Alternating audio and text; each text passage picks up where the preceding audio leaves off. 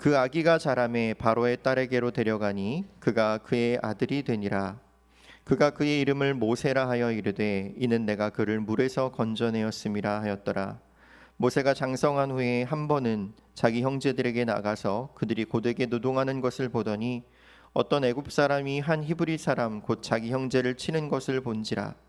좌우를 살펴 사람이 없음을 보고 그 애굽 사람을 쳐 죽여 모래에 감추니라. 이튿날 다시 나가니 두 히브리 사람이 서로 싸우는지라. 그 잘못한 사람에게 이르되 내가 어찌하여 동포를 치느냐 하매 그가 이르되 누가 너를 우리를 다스리는 자와 재판관으로 삼았느냐. 내가 애굽 사람을 죽인 것처럼 나도 죽이려느냐. 모세가 두려워하여 이르되 일이 탈로 되었도다. 바로가 이 일을 듣고 모세를 죽이고자 하여 찾는지라.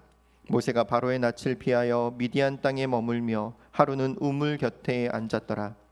미디안 제사장에게 7딸이 있었더니 그들이 와서 물을 길어 구유에 채우고 그들의 아버지의 양떼에게 먹이려 하는데 목자들이 와서 그들을 쫓는지라.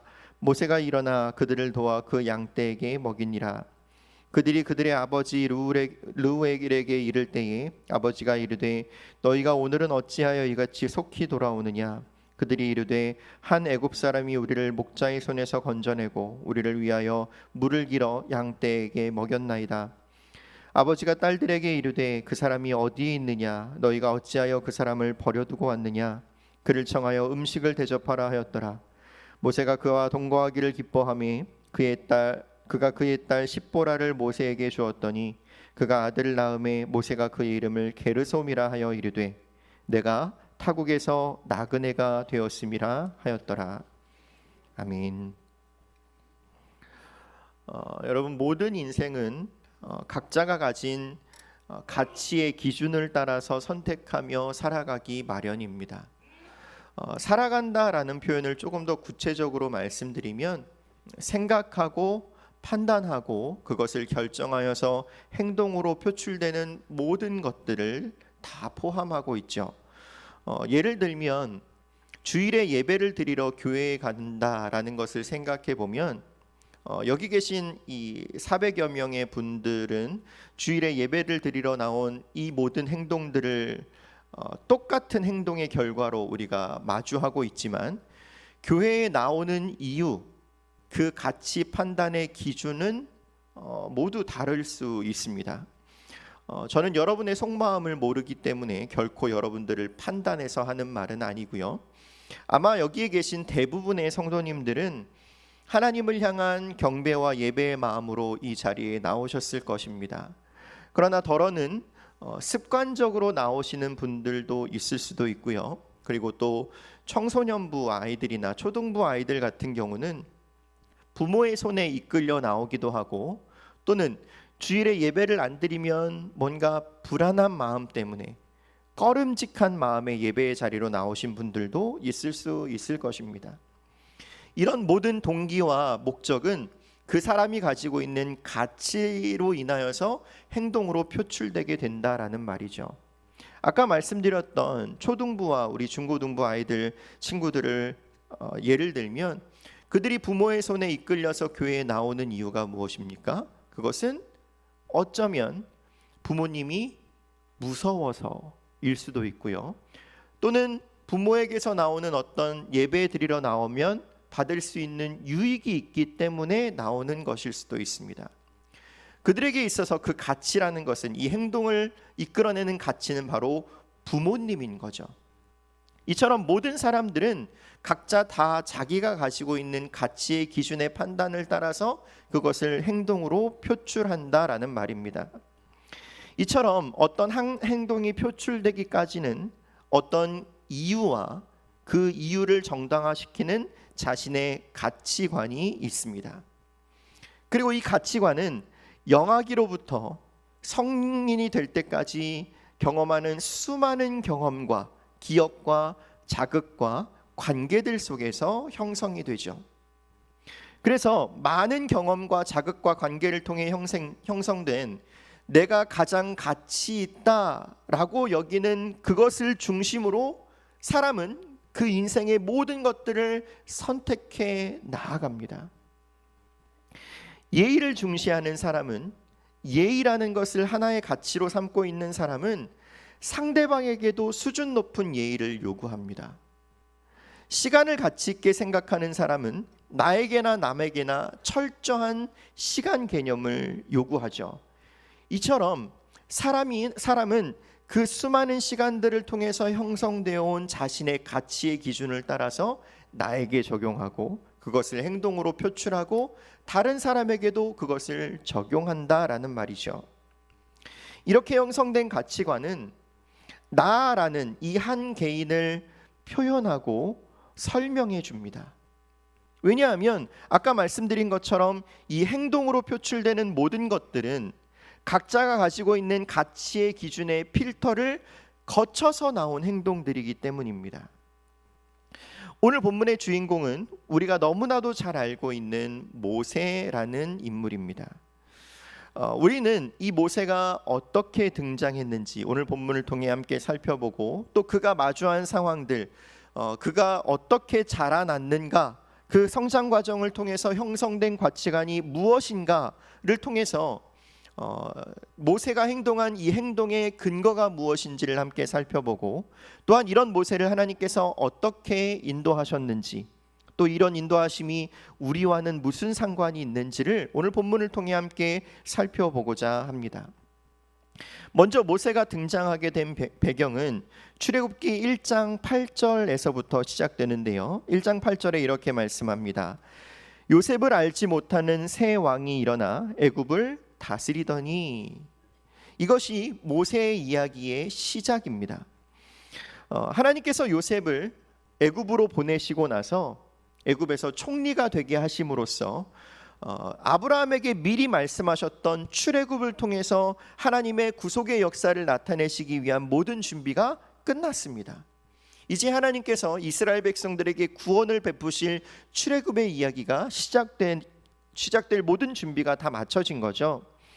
요셉이 애굽의 총리로 있을 때에는 요셉의 보호 아래서 이스라엘 백성들은 애굽에서도 큰 불편함을 느끼지 못하고 살았습니다. 이스라엘 백성들은 점점 불어나 번성했고요. 매우 강하여져서 온 땅에 가득했다라고 출애굽기는 기록하고 있습니다. 그러나 이제 요셉은 죽었고 요셉을 알지 못하는 새 왕이 일어나서 애굽을 다스리게 된 거죠. 이제 이스라엘의 보호막이 없어진 것입니다. 성경에서 이 알지 못했다라는 표현은요, 단지 모른다, 어떤 무지의 상태를 뜻하는 것이 아닙니다. 나중에 요셉을 알지 못하는 새 왕 바로가 이런 표현을 사용하는데 출애굽기 5장 2절 말씀을 보면 여호와가 누구이기에 내가 그의 목소리를 듣고 이스라엘을 보내겠느냐? 나는 여호와를 알지 못하니 이스라엘을 보내지 아니하리라 라고 이야기합니다. 여기서 바로 왕이 말하는 알지 못했다라는 것은 여호와 하나님을 무시하고 적대하는 표현인 것처럼 출애굽기 말씀에서도 요셉을 알지 못하는 새 왕이 나타났다라는 표현은 하나님께서 약속하신 자녀들인 이스라엘을 무시하고 적대하는 세상 나라가 일어났다라는 의미인 것입니다. 하나님을 대적하는 세상 나라의 왕인 바로는 하나님 나라의 백성인 이스라엘 백성들을 괴롭히기 시작했습니다. 감독들을 세우고 무거운 짐을 지게 하여서 건물을 짓게 했습니다. 심한 학대 속에서도 이스라엘 백성들은 그럼에도 불구하고 계속해서 번성해 갔고 그런 번성해 가는 이스라엘 백성들을 보면서 근심하던 바로는 급기야 산파를 이용해서 이스라엘 백성들이 더 번성하지 못하도록 태어나는 남자아이들을 몰래 죽여라 이렇게 명령하기까지 하죠. 그러나 하나님을 두려워한 산파들은 아이들을 죽이지 않았고 결국 바로는 이 이스라엘 백성들을 억제하기 위해서 공개적인 명령으로 남자아이들을 모두 강에 던져 버려라 이렇게 명령합니다. 이런 상황에서 모세라는 아이가 오늘 본문에 등장하는 것입니다. 모세는 죽을 운명 가운데 태어났지만 이 운명은 하나님께 속한 것이었기 때문에 하나님께서 모세를 지켜주셨습니다.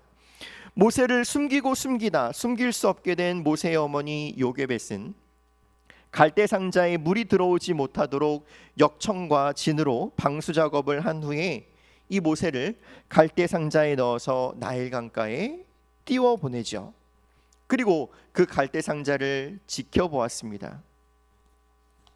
거기에 바로의 딸이 목욕을 하러 내려왔고 갈대 상자 안에 있는 모세를 발견하게 되는데, 모세를 발견하자마자 이 이집트 바로의 딸이 뭐라고 이야기하느냐면 히브리 사람의 아이구나 라고 이야기를 합니다. 이 아이가 왜 버려졌는지를 알고 있는 거죠. 이런 광경을 보고 있던 모세의 누이가 바로의 딸에게로 달려가서 이렇게 말했습니다. 내가 가서 당신을 위하여 히브리 여인 중에서 유모를 불러다가 이 아이에게 젖을 먹이게 할까요? 이렇게 물었습니다.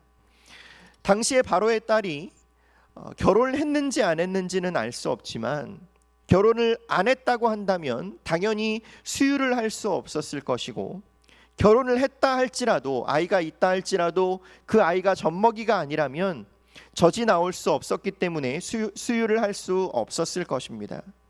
그래서 이 바로의 딸은 가서 유모가 될 사람을 불러오는데 그 누이가 누구를 데려왔겠어요? 당연히 모세의 엄마를 데리고 오죠. 모세의 어머니 요게벳은 바로의 딸의 요청대로 젖을 떼기 전까지 모세와 함께 지내게 됩니다. 이때 모세는 어머니에게서 아주 중요한 교육을 받게 되는데, 그것은 바로 모세가 히브리인이다 라는 정체성에 대한 교육이었습니다. 아마 이 시기에 모세는 어머니에게서 자신이 히브리인이라는 사실과 또한 전통적인 유대인의 신앙 교육을 철저하게 받았을 것입니다. 그리고 이 교육은 오늘 본문에서 이 모세라는 인물이 이 행동을 하게끔 하게 한 가치의 기준을 형성하는 과정이 된 거죠. 오늘 본문의 내용이 사도행전 7장에서 스데반의 설교 중에도 언급되는데, 사도행전 7장 23절을 보면 나이가 40이 되매 그 형제 이스라엘 자손을 돌볼 생각이 났다라고 말씀하고 있습니다. 왜 모세에게 형제 이스라엘 돌볼 생각을 갑자기 나게 한 것일까요? 그것은 바로 이 어머니에게서 받은 그 성장 과정 중에 경험한 가치의 형성 때문이었을 것입니다. 그래서 오늘 본문 11절을 보면 모세가 장성한 후에 자기 형제들에게 나가서 그들이 고되게 노동하는 것을 보고자 한 것이죠. 그가 우연히 한 것처럼 보이지만 그것은 우연히 한 것이 아니라 그의 가치의 판단의 결과에 따라서 그에게 주어진 행동의 결과였습니다. 또한 오늘 본문에 나타난 또 다른 행동을 일으킨 또 하나의 원인은 애굽에서의 궁궐 안에서 받았던 교육 때문입니다. 모세는 젖을 떼고 장성하면서 당시 최고의 힘을 가졌던 이집트의 모든 학문들을 배웠습니다. 사도행전에서 스데반 설교의 내용을 참고해서 보면 사도행전 7장 21절과 22절 말씀에 버려진 후에 바로의 딸이 그를 데려다가 자기의 아들로 기름해 모세가 애굽 사람의 모든 지혜를 배워 그의 말과 하는 일이 능하더라 이렇게 말씀합니다. 모세는 당시 최고의 기술과 지혜를 배웠고 습득 능력도 남달라서 말과 행동에 탁월함을 보였습니다. 그는 이집트의 교육을 통해서 지도자로서의 충분한 자질을 가졌던 것입니다. 모세가 말과 행동이 탁월하여서 이집트의 지도자로서의 자질이 있었다는 것은 여러분, 우리가 가지고 있는 어떤 훌륭한 리더라는 그 수준 훨씬 이상의 것입니다. 당시 이집트의 지혜와 기술을 가장 잘 나타내는 것이 무엇이냐면 피라미드인데요. 이 피라미드에는 기하학이라든지 수학이라든지 건설 기술과 같은 엄청난 지혜와 기술들이 그 안에 담겨 있습니다. 여러분, 피라미드의 밑변이 거의 정사각형이라고 하는데 정사각형이라고 하면 4개의 꼭지점이 있잖아요. 이 4개의 꼭지점의 바닥면의 기울기가 거의 똑같다고 합니다.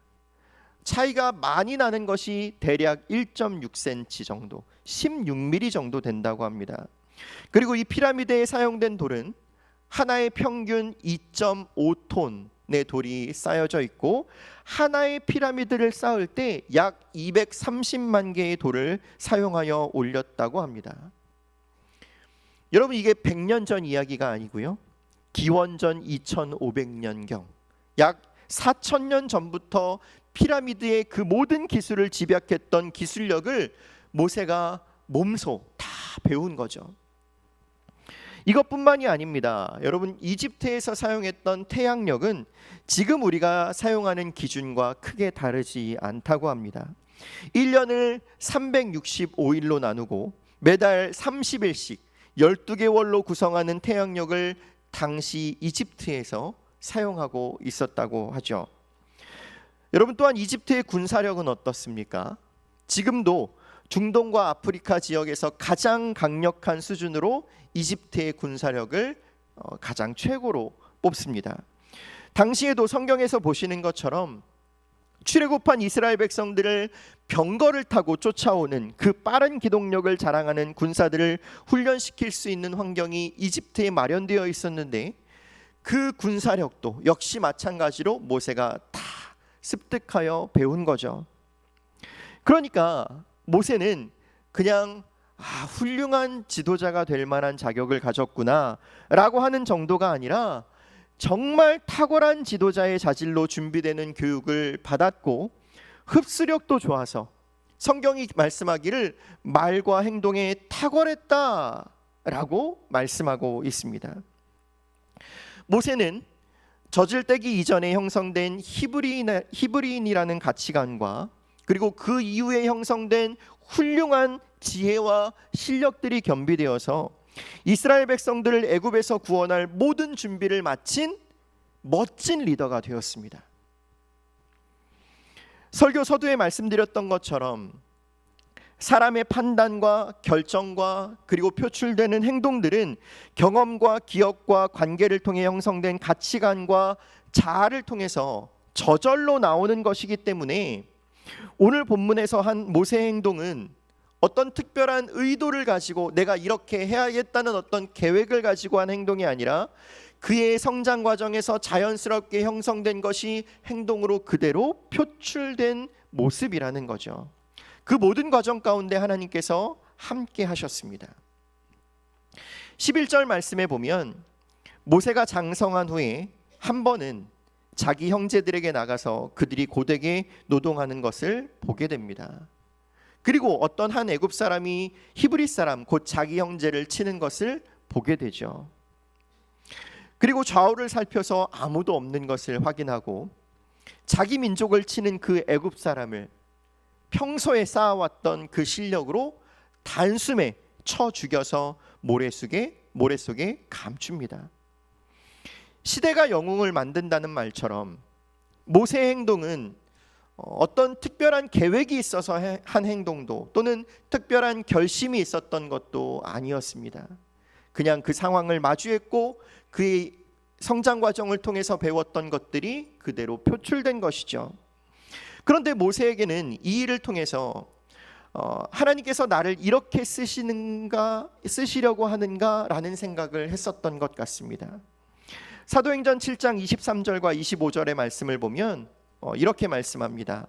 모세의 나이가 40이 되매 그 형제 이스라엘 자손을 돌볼 생각이 나더니 한 사람이 원통한 일을 당함을 보고 보호하여 압제받는 자를 위하여 원수를 갚아 애굽 사람을 쳐 죽이니라. 그는 그의 형제들이 하나님께서 자기의 손을 통하여 구원해 주시는 것을 깨달으리라고 생각하였으나 그들이 깨닫지 못하였더라. 모세가 어떤 생각을 가졌다고요? 하나님께서 자기의 손을 통하여 구원해 주시는 것을 깨달을까 생각하였으나, 모세는 자신의 성장 과정을 통해 준비된 그 모든 과정 속에서 하나님께서 나를 통해 이스라엘을 구원하시려 하는구나 라는 생각을 했었다라는 말입니다. 신앙적으로도 그리고 실력으로도 철저하게 준비된 모세는 하나님의 구원 사역에 동참하고자 하는 꿈을 가졌습니다. 그리고 그런 실력과 가치관을 가진 모세가 당연히 가질 수 있는 기대였을 거라고 생각합니다. 그러나 여러분, 상황은 그가 기대한 것처럼 흘러가지 않았습니다. 오늘 본문 13절 말씀을 보면 이튿날 모세가 다시 형제들이 일하는 곳으로 나갑니다. 그랬더니 히브리 사람 두 사람이 서로 싸우고 있는 거예요. 이야기를 잘 들어보니까 한쪽이 잘못됐다라는 것을 알게 되었고, 그 잘못한 사람에게 이야기했습니다. 너는 왜 너의 동포를 때리느냐? 그런데 그 사람에게서 예상치 못한 대답이 나왔습니다. 누가 너를 우리를 다스리는 자와 재판관으로 삼았느냐? 내가 애굽 사람을 죽인 것처럼 나도 죽이려느냐? 모든 준비를 완벽하게 다 마친 것 같았던, 이제는 준비한 만큼 도약을 하면 되겠다라고 생각한 모세의 기대를 한순간에 무너뜨리는 말이었습니다. 그리고 이 말은 그저 우연히 마주한 상황에서 들은 말이 아니라 하나님의 인도하심이고 하나님의 음성이었습니다. 누가 너를 다스리는 자와 재판관으로 삼았느냐? 아까 모세가 어떻게 생각했다고요? 하나님께서 자기의 손을 통하여 구원해 주시는 것을 깨달을까 생각했는데, 하나님께서 모세를 향해 뭐라고 말씀하시냐면, 누가 너를 다스리는 자와 재판관으로 삼았느냐 라고 말씀하셨다라는 거죠. 하나님께서 모세의 성장 과정을 통해서 모세를 자연스럽게 준비시키셨지만 아직 그를 부르시지는 않았었습니다. 아직 준비가 덜 되었기 때문입니다. 그런데 모세는 하나님보다 앞서가려 했고, 그 모든 상황 속에서 다시 한번 모세는 하나님의 교육 과정을 통해서 낮아져야만 했습니다. 모세는 하나님의 인도하심 속에 형성된 그 가치관과 실력임을 전혀 인지하지 못하고 자신의 실력인 양 백성들에게 나아갔습니다. 그러나 그들에게서 돌아온 것은 누가 너를 다스리는 자와 재판관으로 삼았느냐라는 말이었습니다. 모세는 이 일 때문에 자기를 죽이려는 바로를 피해서 미디안 땅으로 도망합니다.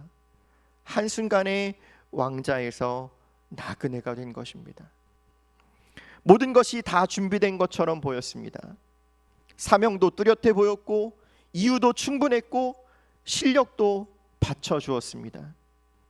그러나 아직 모세에게 한 가지 더 필요한 것이 있었습니다. 그게 무엇이냐면 바로 하나님입니다. 여러분의 인생에 하나님을 정말로 간절히 필요로 하시는지 여러분에게 여쭙고 싶습니다.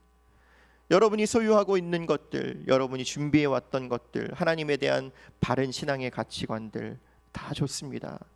그러나 그것이 내가 가지고 있는 욕심인가, 내가 가지고 있는 계획인가, 아니면 하나님이 나를 인도하시는 것인가를 우리는 반드시 확인해야 합니다.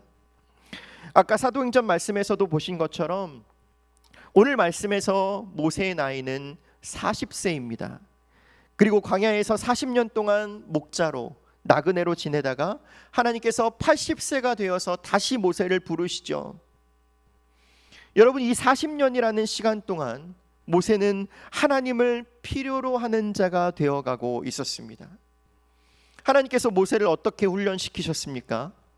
그 내용이 성경에 자세하게 기록되어 있지는 않지만, 그래서 모든 과정들을 세세하게 설명할 수는 없지만, 나중에 80세가 된 모세를 부르실 때 그 모세의 반응을 보면 이 40년이라는 시간 동안 모세가 어떻게 준비되었는가를 가늠해 볼 수 있습니다. PPT를 보시면서 모세의 반응을 함께 살펴보겠습니다.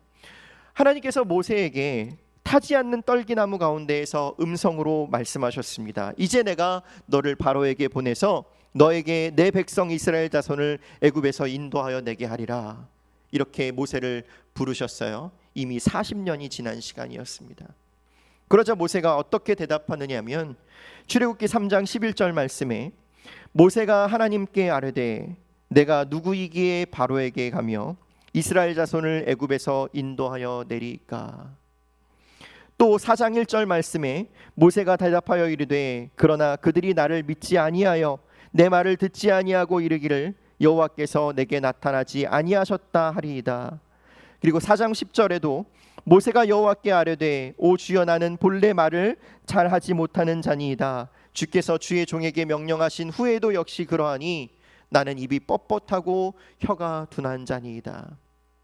마지막으로 4장 13절에서는 모세가 이르되 오 주여 보낼 만한 자를 보내소서.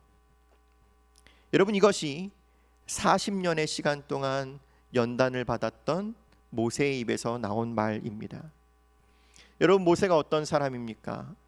히브리 사람으로서 말에도 능하고 실력에도 능한 사람이었습니다. 그에게 부족한 것은 하나도 없었습니다. 그런데 그 40년이라는 시간이 지나고 나서 하나님께서 비로소 모세를 부르실 때 모세의 입에서 나온 것은 하나님 나는 할 수 없습니다 였습니다. 당시 최고의 학문과 지혜를 배웠고 잘 습득했던 사람, 기하학과 수학과 태양력과 군사교육 등을 최고의 선생님으로부터 배웠고 그것을 말로도 잘 표현했고 행동으로도 탁월하게 표현할 줄 알았던 이 사람이 내가 누구이기에 갑니까? 나는 말을 잘 하지 못합니다. 보낼 만한 자를 보내소서라고 말한다면 여러분, 누가 이스라엘을 구하러 갈 사람이 있었겠습니까? 모세가 이렇게 말할 수밖에 없었던 것은 40년 동안 경험했던 그 광야의 경험 때문이었습니다. 사실 저는 이런 점에서 아브라함보다 모세가 훨씬 더 대단하게 보입니다. 아브라함은 하나님의 약속을 받고 20년간 기다리면서 그래도 할 수 있는 것이 있었습니다.